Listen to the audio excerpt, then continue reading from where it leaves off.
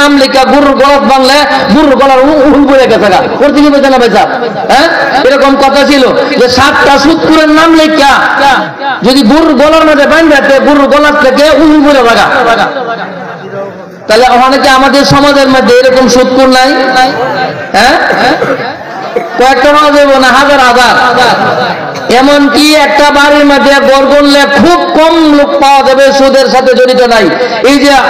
আমিও ক্ষেত করে দিতেছি আমিও ক্ষেত রাখতেছি অনেক মাদ্রাসার হুজুর রাখতেছে অনেক হাদিস সাহেব রাখতেছে অনেক হাদিস সাহেব রাখতেছে সমাজের যে প্রতাপভাবে ক্ষেত করে দিতেছে ক্ষেত করাটা বৈধ না যেভাবে আমরা দিচ্ছি কিভাবে যায় যাবে সেটা জেনে নেবেন আর যদি আপনি জান্না স্যার এগুলি করেন আর জান্না স্যার সুদ খান তা আপনারা কেরা নসিহত করবে অতএব আমাদের সমাজের যে জিনিসগুলি আমরা নামাজ পড়ি না নামাজের কি পরিমাণ গুরুত্ব আমরা খালি শুনি কোন হুজুরে বালা সুর দাওয়াজ করে গেছে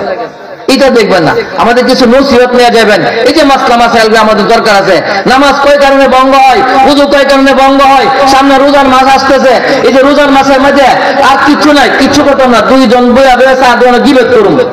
আর গিবত আসাদু মিনাজ জিনা জিনার থেকেও খারাপ গিবত করা কেডা গিবত ছাড়া থাকি দেখা হইলো তো ওই অমুক এই মোটা বাড়া রাজা আছেন এই যে কাইলে বেড়া রাজা আছেন এই তো গিবতের মধ্যে সামনে দিতেছে তো এই জিনিসগুলি আমাদের সামনে রমজান মাস আসতেছে এই নসিহত গুলো হুজুর রাজানো করে যে আমাদের রোজাটা সারাদিন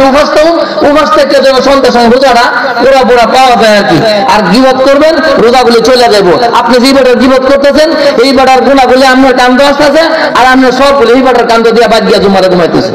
ফজর নামাজ পড়ে দুহর পর্যন্ত গিবত করতেছেন আবার দুহরের পরের থেকে আসর পর্যন্ত গিবত করতেছেন আসরের পর থেকে মাগরিব পর্যন্ত গিবত করতেছি আমরা সবাই করতেছি এই জিনিসগুলি যদি বাঁচতে না পারি তা আমাদের ওয়াজ নসিহতে কিছু কাজে আসবে না আল্লাহ পাক আমাদের সবাইকে উলামায়ে কেরামদেরকে হক্কানি কথা বলার জন্য এবং যে সমস্ত কথাগুলি বললে আমাদের জীবনে সার্থক হবে মনে রাখবেন কবলা কয়দিন পরে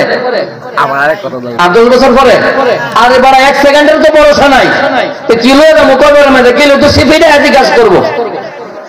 তো আল্লাহর রাস্তায় আপনারা এই ওয়াজ নসিহত শুনতে আসেন আর আমাদের আশেপাশে এই নাটক পাটক যেগুলো হচ্ছে এটা আমাদের কামাই আমাদের সন্তানদেরকে আমরা সঠিক পরিচালনা করতে পারি নাই না হলে আমার শ্বাস চলবে আবার কিভাবে নাটকে যাবে আমি একজন নামাজি মানুষ হয়েছে না